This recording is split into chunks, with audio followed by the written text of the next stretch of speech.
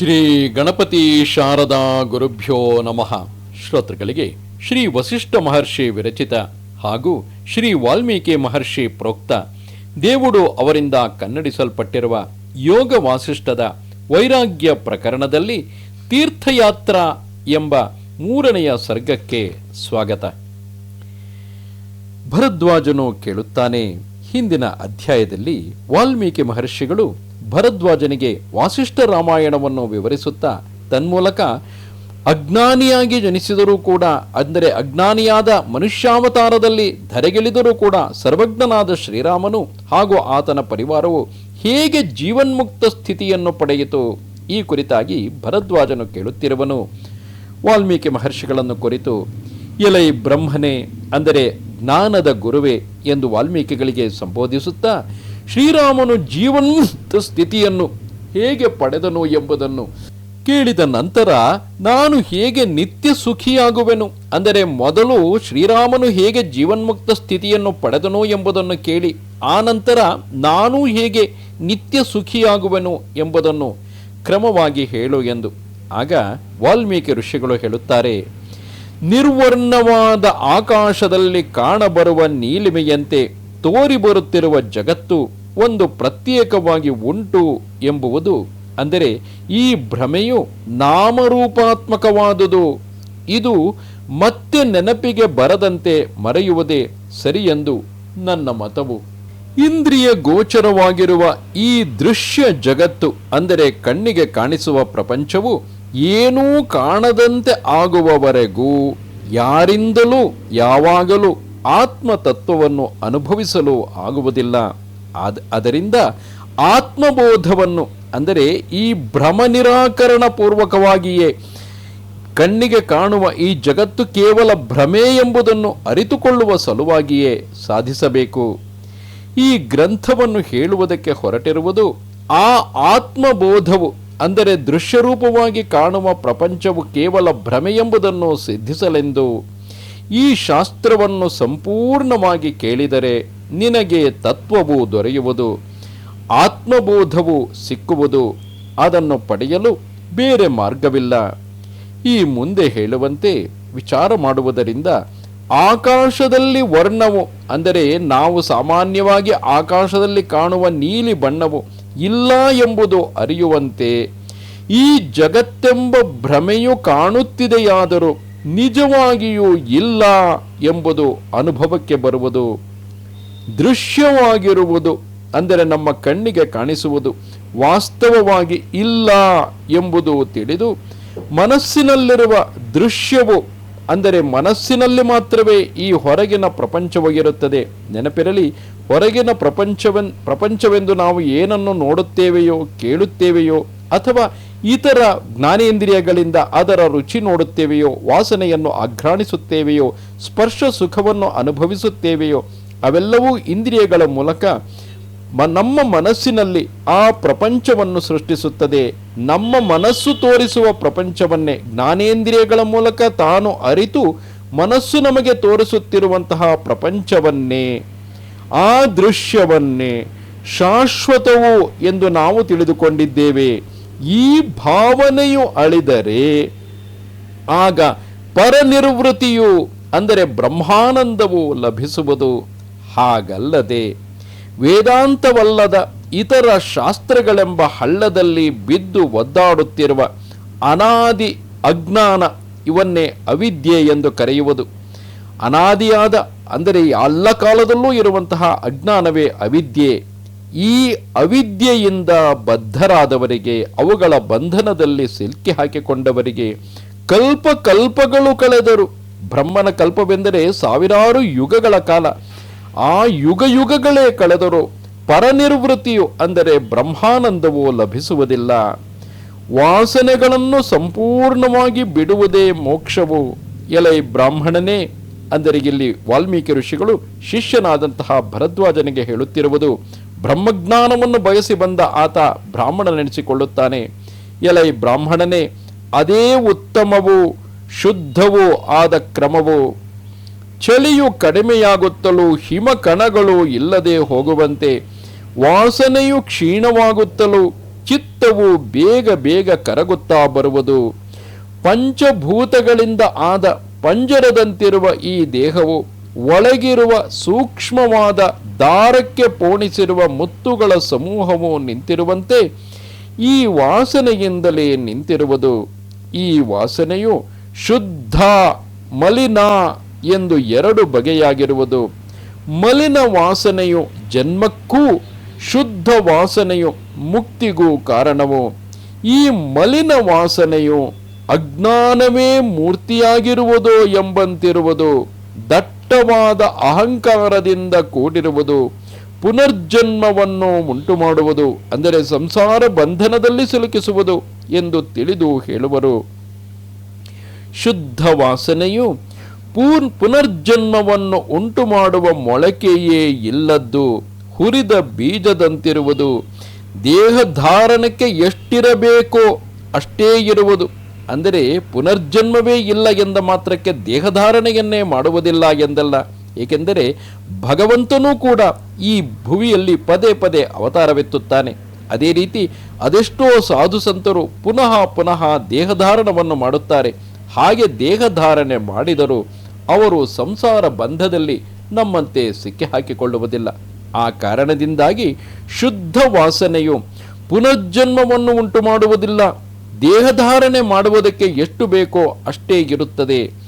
ಯಾವುದನ್ನು ತಿಳಿಯಬೇಕೋ ಅದನ್ನು ತಿಳಿದಿರುವುದು ಎಂದು ವಾಲ್ಮೀಕಿ ಮಹರ್ಷಿಗಳು ತಮ್ಮ ಶಿಷ್ಯರಾದ ಭರದ್ವಾಜನಿಗೆ ಹೇಳುತ್ತಾರೆ. ಈ ಶುದ್ಧ ವಾಸನೆಯು ಚಕ್ರದಲ್ಲಿ ಇರುವ ತಿರುಗುವಿಕೆಯಂತೆ ಜೀವನ್ಮುಕ್ತರಲ್ಲಿಯೂ ಇರುವುದು. ಆದರೂ ಇದು ಪುನರ್ಜನ್ಮವನ್ನು, ಅಂದರೆ ಸಂಸಾರ ಬಂಧದಲ್ಲಿ ಸಿಕ್ಕಿ ಹಾಕಿಕೊಳ್ಳುವಂತಹ ಪುನರ್ಜನ್ಮವನ್ನು ಉಂಟು ಮಾಡುವುದಿಲ್ಲ. ಈ ಶುದ್ಧ ವಾಸನೆಯುಳ್ಳವರು ದುಃಖ ಕಾರಣವಾದ ಜನ್ಮವನ್ನು ಪಡೆಯುವುದಿಲ್ಲ. ಅಂತಹವರು ಜೀವನ್ಮುಕ್ತರು, ಮಹಾಮತಿಗಳು, ತಿಳಿಯಬೇಕಾದದ್ದನ್ನು ತಿಳಿದವರು, ಜ್ಞಾತ ಜ್ಞೇಯರು ಎಂದು ಕರೆಯಲ್ಪಟ್ಟವರು. ಮಹಾಮತಿಯಾದ ಶ್ರೀರಾಮನು ಹೇಗೆ ಜೀವನ್ಮುಕ್ತಿ ಪದವನ್ನು ಪಡೆದನು ಎಂಬುದನ್ನು ಹೇಳುವೆನು. ಜರಾಮರಣಗಳಿಂದ ನಿನಗೆ ಬಾಧೆಯಿಲ್ಲದಂತಾಗಲಿ, ಜೀವನ್ಮುಕ್ತಿಯು ನಿನಗೂ ದೊರೆಯಲಿ ಎಂದು ಭರದ್ವಾಜನಿಗೆ ಆಶೀರ್ವದಿಸುತ್ತಾ ವಾಲ್ಮೀಕಿಗಳು ಹೇಳುತ್ತಾರೆ, ನೀನು ಅದನ್ನು ಕೇಳು. ಎಲೈ ಮಹಾಬುದ್ಧಿಯಾದ ಭಾರದ್ವಾಜನೇ, ಶ್ರೀರಾಮನು ಅವಲಂಬಿಸಿದ ಶುಭವಾದ ಕ್ರಮವನ್ನು ಕುರಿತು ಹೇಳುವೆನು ಕೇಳು. ಅದರಿಂದ ಎಲ್ಲವನ್ನೂ ನೀನು ತಿಳಿದುಕೊಳ್ಳುವೆ. ರಾಜೀವಲೋಚನನಾದ ರಾಮನು ಗುರುಕುಲದಿಂದ ಹಿಂತಿರುಗಿ ಬಂದನು. ಅಂದರೆ ಹಿಂದಿನ ಕಾಲದಲ್ಲಿ ಸುಮಾರಿಗೆ 5 ವರ್ಷ 8 ವರ್ಷಕ್ಕೆ ಗುರುಕುಲಕ್ಕೆ ಕಳುಹಿಸುತ್ತಿದ್ದರು. ಅಲ್ಲಿಂದ ಸಾಧ್ಯವಾದಷ್ಟು ಸುಮಾರು 12-14ನೇ ವಯಸ್ಸಿನವರೆಗೆ ಗುರುಕುಲದಲ್ಲಿ ಪಾಠವನ್ನು ಕಲಿತು ಆ ವಿದ್ಯಾರ್ಥಿ ತನ್ನ ತಂದೆಯ ಮನೆಗೆ ಹಿಂದಿರುಗಿ ಬರುತ್ತಿದ್ದರು. ಆ ರೀತಿ ರಾಜೀವಲೋಚನನಾದ ರಾಮನು ಗುರುಕುಲದಿಂದ ಹಿಂತಿರುಗಿ ಬಂದನು. ಅಕುತೋ ಭಯನಾದ ಆತನು, ಅಂದರೆ ಅಕುತಃ ಭಯ ಅಂದರೆ ಎಲ್ಲಿಂದಲೂ ಭಯವಿಲ್ಲದವನು, ಅಂತಹ ಅಕುತೋ ಭಯನಾದಂತಹ ಶ್ರೀರಾಮಚಂದ್ರನು ಅರಮನೆಯಲ್ಲಿ ಕ್ರೀಡಾ ವಿಲಾಸಗಳಿಂದ ದಿನಗಳನ್ನು ಕಳೆಯುತ್ತಿದ್ದನು. ರಾಜ ದಶರಥನು ಭೂಮಿಯನ್ನು ಪಾಲಿಸುತ್ತಿರುವಾಗ ಪ್ರಜೆಗಳು ಶೋಕವಿಲ್ಲದೆ, ಯಾವುದೊಂದು ಉದ್ವೇಗವೂ ಇಲ್ಲದೆ ಸುಖವಾಗಿ ಕಾಲವನ್ನು ಕಳೆಯುತ್ತಿರಲು ಸದ್ಗುಣ ಸಂಪನ್ನನಾದ ರಾಮನಿಗೆ ತೀರ್ಥಗಳನ್ನು ಪುಣ್ಯಾಶ್ರಮಗಳನ್ನು ದರ್ಶನ ಮಾಡಿ ಬರಬೇಕು ಎಂಬ ಆಸೆ ಮನಸ್ಸಿನಲ್ಲಿ ಹುಟ್ಟಿತು.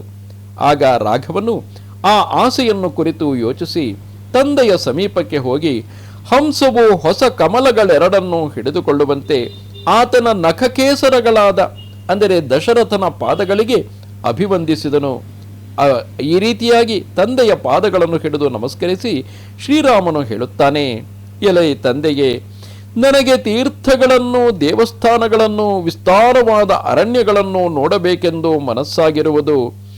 ನೀನು ಯಾರು ಏನು ಕೇಳಿದರೂ ಇಲ್ಲ ಎಂದವನಲ್ಲ. ಭೂಮಂಡಲದಲ್ಲಿ ನಿನ್ನನ್ನು ಕೇಳಿ ಇಲ್ಲ ಎನಿಸಿಕೊಂಡವನೇ ಇಲ್ಲ. ಅದರಿಂದ ನೀನು ನನ್ನ ಪ್ರಾರ್ಥನೆಯನ್ನು ಸಫಲ ಮಾಡಿಕೊಡು ಎನ್ನುತ್ತಾನೆ. ಅದುವರೆಗೆ ಏನನ್ನೂ ಕೇಳದಿದ್ದ ಶ್ರೀರಾಮನು ಹೀಗೆ ಕೇಳಿದಾಗ ದಶರಥನು ವಸಿಷ್ಠರೊಡನೆ ಆಲೋಚನೆ ಮಾಡಿ ಅವನನ್ನು ಯಾತ್ರೆಗೆ ಕಳುಹಿಸಿಕೊಟ್ಟನು. ಶುಭ ನಕ್ಷತ್ರದಿಂದ ಕೂಡಿರುವ ದಿವಸದಲ್ಲಿ ಶ್ರೀರಾಮನು ಇಬ್ಬರು ತಮ್ಮಂದಿರನ್ನು ಅಂದರೆ ಲಕ್ಷ್ಮಣ ಶತ್ರುಘ್ನರನ್ನು ಜೊತೆಯಲ್ಲಿ ಕರೆದುಕೊಂಡು ಮಾಂಗಲ್ಯ ವಸ್ತುಗಳಿಂದ ದೇಹವನ್ನು ಅಲಂಕರಿಸಿಕೊಂಡು ಬ್ರಾಹ್ಮಣರಿಂದ ಸ್ವಸ್ತಿ ಆಶೀರ್ವಾದಗಳನ್ನು ಪಡೆದು ವಸಿಷ್ಠರು ಕಳುಹಿಸಿಕೊಟ್ಟ ಶಾಸ್ತ್ರಜ್ಞರಾದ ಬ್ರಾಹ್ಮಣರೊಡನೆಯೂ ತನಗೆ ಆಪ್ತರಾದ ಕೆಲವರು ಉತ್ತಮ ರಾಜಪುತ್ರರೊಡನೆಯೂ ತಾಯಿಯರು ಪುನಃ ಪುನಃ ಆಲಂಗಿಸಿ ಆಶೀರ್ವದಿಸಿ ಬೀಳ್ಕೊಡಲು ತೀರ್ಥಯಾತ್ರೆಯನ್ನು ಮಾಡಿ ಬರಲು ಅರಮನೆಯಿಂದ ಹೊರಟನು. ಪುರಸ್ತ್ರೀಯರು ದುಂಬಿಗಳಂತಹ ಚಂಚಲವಾದ ತಮ್ಮ ನೋಟಗಳಿಂದಲೇ ರಾಮನನ್ನು ಕುಡಿದು ಬಿಡುವರೋ ಎಂದು ನೋಡುತ್ತಿರಲು, ಮಂಗಳ ವಾದ್ಯಗಳಿಂದ ಪೌರರು ಆರಾಧಿಸುತ್ತಿರಲು ಶ್ರೀರಾಮನು ತನ್ನ ಪರಿವಾರವಾದ ಲಕ್ಷ್ಮಣ ಶತ್ರುಘ್ನರೊಡನೆ ನಗರಿಯನ್ನು ಬಿಟ್ಟು ಹೊರಟನು. ಆತನು ಬರುತ್ತಿರಲು ಗ್ರಾಮಗಳ ಬಳಿಯಲ್ಲಿ ಗ್ರಾಮಸ್ಥರಾದ ನಾರಿಯರು ತಮ್ಮ ಹಸ್ತಪದ್ಮಗಳಿಂದ ಲಾಜವರ್ಷಗಳನ್ನು ಅಂದರೆ ಹಿಮವು ಹಿಮಾಲಯವನ್ನು ಮುಚ್ಚುವಂತೆ ಲಾಜವರ್ಷಗಳನ್ನು ಅಂದರೆ ಹೊರಡುವಾಗ ಮಂಗಳ ಸೂಚಕವಾಗಿ ಅರಳು ಅಕ್ಕಿ ಇವುಗಳನ್ನು ಆತನ ಮೇಲೆ ಎರಚುತ್ತಾ ಆತನನ್ನು ಹಿಮವು ಹಿಮಾಲಯವನ್ನು ಮುಚ್ಚುವಂತೆ ಮುಚ್ಚಿದರು. ಬ್ರಾಹ್ಮಣರನ್ನು ದಾನಮಾನಾದಿಗಳಿಂದ ಸತ್ಕರಿಸುತ್ತಾ ಪ್ರಜೆಗಳ ಹರಕೆಗಳನ್ನು ಕೈಗೊಳ್ಳುತ್ತಾ ಸುತ್ತಮುತ್ತಲೂ ಇರುವ ವಿಶೇಷಗಳನ್ನು ನೋಡುತ್ತಾ ಆ ಶ್ರೀರಾಮಚಂದ್ರನು ಲಕ್ಷ್ಮಣ ಶತ್ರುಘ್ನರೊಡನೆ ಅನೇಕ ದೇಶಗಳನ್ನು ಸಂಚರಿಸಿದನು. ಸ್ವದೇಶವಾದ ಕೋಸಲ ಮಂಡಲದಿಂದ ಆರಂಭಿಸಿ ಎಲ್ಲವನ್ನೂ ನೋಡಿಕೊಂಡು ಹೊರಟನು. ಹೋದಲ್ಲೆಲ್ಲ ಸ್ನಾನ ದಾನ ತಪಸ್ಸು ಇವುಗಳನ್ನು ಆಚರಿಸಿದನು.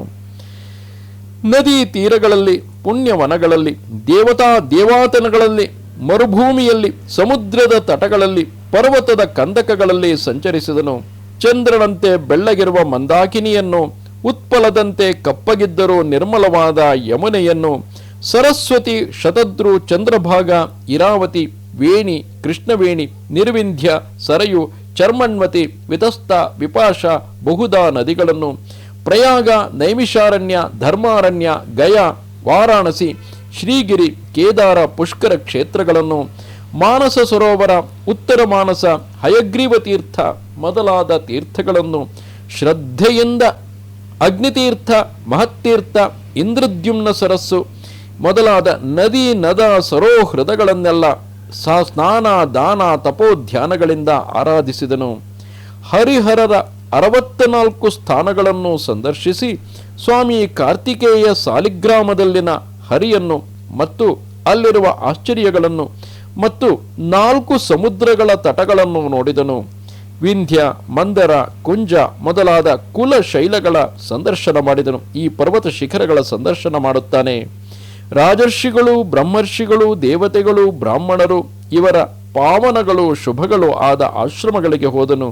ಹೀಗೆ ಚತುಸ್ಸಮುದ್ರಗಳವರೆಗಿನ ಭೂಮಂಡಲವನ್ನೆಲ್ಲ ಅಂದರೆ 4 ದಿಕ್ಕಿನಲ್ಲಿ ಇರುವಂತಹ ಸಮುದ್ರಗಳವರೆಗೆ ಚಾಚಿಕೊಂಡಿರುವ ಭೂಮಂಡಲವನ್ನೆಲ್ಲ ತಮ್ಮಂದಿರಾದ ಲಕ್ಷ್ಮಣ ಶತ್ರುಘ್ನರೊಡನೆ ಅನೇಕ ಸಾರಿ ಸಂಚಾರ ಮಾಡಿದನು. ಅಮರರು, ಕಿನ್ನರರು, ಮಾನವರು ಕೂಡ ಗೌರವಿಸುವಂತಹ ಗುಣಸಂಪನ್ನನಾದ ರಾಮನು ಈ ಸಮಸ್ತ ಭೂಮಂಡಲವನ್ನು ಚೆನ್ನಾಗಿ ನೋಡಿ ಈಶ್ವರನು ಸಂಚಾರ ಮುಗಿಸಿಕೊಂಡು ಶಿವಲೋಕಕ್ಕೆ ಬಂದಂತೆ ತನ್ನ ರಾಜಧಾನಿಗೆ ಹಿಂತಿರುಗಿದನು. ಇಂತಿದು ಆರ್ಷವೂ ವಾಲ್ಮೀಕಿ ಪ್ರೋಕ್ತವೂ ಆದ ಶ್ರೀಮದ್ ವಾಸಿಷ್ಠ ರಾಮಾಯಣದ ವೈರಾಗ್ಯ ಪ್ರಕರಣದಲ್ಲಿ ತೀರ್ಥಯಾತ್ರಾ ಪ್ರಕರಣವೆಂಬ 3ನೆಯ ಸರ್ಗ. ನಮಸ್ತೆ ಶಾರದೆ ದೇವಿ ಕಾಶ್ಮೀರ ಪುರವಾಸಿನಿ ತ್ವಾಮಹಂ ಪ್ರಾರ್ಥಯೇ ನಿತ್ಯಂ ವಿದ್ಯಾದಾನಂಚ ದೇಹಿಮೆ. ನಮಸ್ಕಾರ.